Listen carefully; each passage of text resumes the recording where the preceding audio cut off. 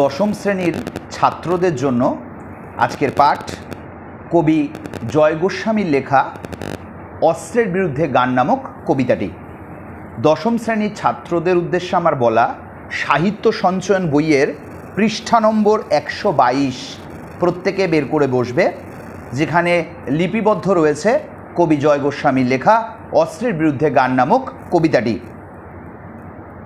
আধুনিক বাংলা সাহিত্যের প্রথিতযশা কবি ব্যক্তিত্ব কবি জয় গোস্বামীর লেখা অস্ত্রের বিরুদ্ধে গান কবিতাটি কবি জয় গোস্বামীর 1997 সালে প্রকাশিত পাতার পোশাক নামক কাব্যগ্রন্থ থেকে সংকলিত হয়েছে। অস্ত্রের বিরুদ্ধে গান। সাম্রাজ্যবাদী শক্তির বলদর্পী আস্ফালন, কর্তৃত্ব জাহির করবার এক মানসিকতা, যে মানসিকতার বশবর্তী হয়ে সমস্ত ক্ষেত্রকে নিজের অনুকূলে আনার অপপ্রচেষ্টা, যারা ক্ষমতাশালী, যারা বলদর্পী তাদের। কবি জয় গোস্বামী আলোচ্য অস্ত্রের বিরুদ্ধে গান কবিতাটির মধ্যে দিয়ে অস্ত্রের বিরুদ্ধে গানকে হাতিয়ার স্বরূপ তুলে ধরেছেন। কবি মনে করেছেন অস্ত্রের বিরুদ্ধে লড়াই করতে গেলে অস্ত্র নয়, গানকে হাতিয়ার করেই এই অস্ত্রের বিরুদ্ধে লড়াই করতে হবে। অস্ত্র হলো মানুষ মারার হাতিয়ার। ক্ষমতার আস্ফালনের বশবর্তী হয়ে সাম্রাজ্যবাদী শক্তি পূর্ববর্তী সময় থেকে বর্তমান আর্থসামাজিক প্রেক্ষাপটে যারা নিজেদের ক্ষমতাকে জাহির করতে চায়, তারা অস্ত্রকে অবলম্বন করে নিজের ক্ষমতা প্রতিপত্তি বাড়াতে চায়, যা সমাজের পক্ষে ঘোর দুর্যোগের শামিল। কবি সেই ক্ষমতাশালী বলদর্পী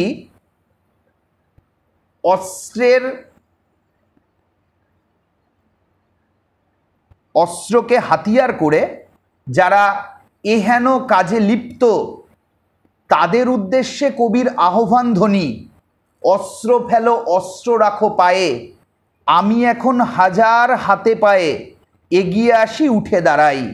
মানুষের দুটো হাত দুটো পা, কিন্তু কবি তাকে বলছেন যে আমি এখন হাজার হাতে পায়ে এগিয়ে আসি উঠে দাঁড়াই, অর্থাৎ অগ্রগমনের দ্রুততা। এই দুই হাত দুই পাকেই কবি হাজার হাত পায়ের সঙ্গে তুলনা করে অগ্রগমনের দ্রুততার ক্ষেত্রকে ত্বরান্বিত করে বলছেন। উঠে দাঁড়িয়ে তিনি কি করেন? এগিয়ে এসে হাত নাড়িয়ে বুলেট তাড়াই। যারা অস্ত্রের আস্ফালন করছেন তাদের বিরুদ্ধে কবি বলেছেন যে তিনি হাত নাড়িয়ে বুলেট তাড়ান। গানের বর্ম আজ পড়েছি গায়ে, অর্থাৎ গানকে তিনি অস্ত্রের বিরুদ্ধে হাতিয়ার করেছেন।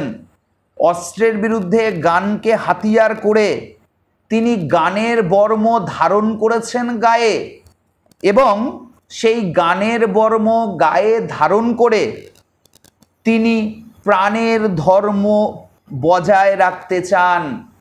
অর্থাৎ গানের মধ্যে দিয়ে তিনি অস্ত্রের যে আস্ফালন তাকে প্রতিহত করে প্রাণের ধর্ম বজায় রাখতে চান, যে প্রাণ মানুষকে মানুষ মারার খেলায় নিয়োজিত করবে না, যে প্রাণ মানুষের ভাবাবেগ, মানুষের চিন্তা, মানুষের উদ্ভাবনী শক্তিকে যথাযথভাবে কাজে লাগিয়ে এই সমাজকে অস্ত্রমুক্ত করে যথাযথ উন্নতির পথে ত্বরান্বিত করবে।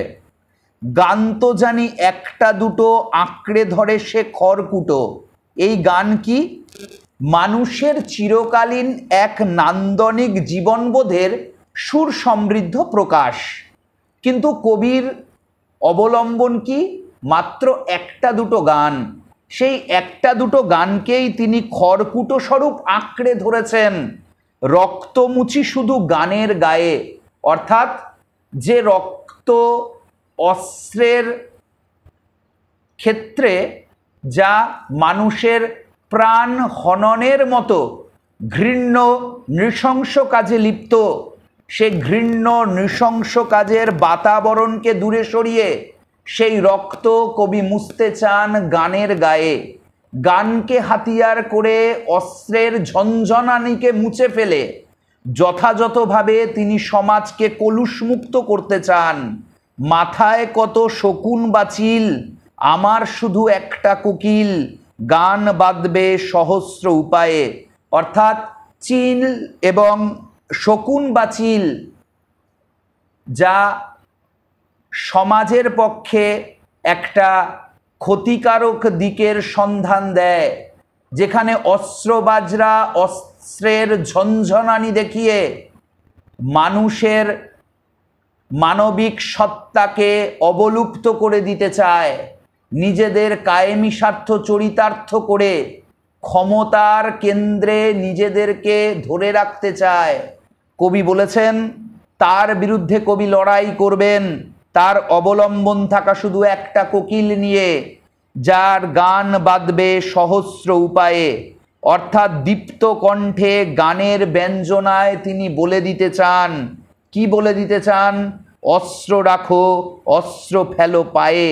অর্থাৎ অস্ত্র দিয়ে কখনোই নিজের ক্ষমতার ভরকেন্দ্রে থাকা যাবে না। এই অস্ত্র যা আস্তে আস্তে সমাজকে এক অন্ধকারের পথে ত্বরান্বিত করবে, এ যে অস্ত্র প্রাণ হননের মতো নিষ্ঠুর খেলায় নিমগ্ন থাকবে, সেই অস্ত্র কখনো ভালো জিনিসের চিহ্ন স্বরূপ হতে পারে না। তাই কবি বলছেন অস্ত্র রাখো, অস্ত্র ফেলো পায়ে। বর্ম খুলে দেখো আদুর গায়ে। এই বর্ম কি? বর্ম হচ্ছে দেহের বাহ্যিক আবরণ। যারা অস্ত্রবাজ তারাও বর্ম পড়েছেন। কেন? যাতে আরেক অস্ত্রের আঘাতে তাদের প্রাণ না হারিয়ে যায়। কবি তাদেরকে আহ্বান জানিয়েছেন, এই বর্ম খুলে ফেলো, দেখো আদুর গায়ে। অর্থাৎ সেই বর্ম খুলে ফেলে আদুর গায়ে বলতে খালি গায়ে দেখো। কি দেখো? যে গান কিভাবে এই অস্ত্রের ঝনঝনানিকে রুখে দিতে পারে। তাই উপমা দিয়ে কবি বলছেন গান দাঁড়ালো ঋষি বালক। অর্থাৎ ঋষি বালক হচ্ছে ঋষির তুল্য বালক, মাথায় গোজা ময়ূর পালক।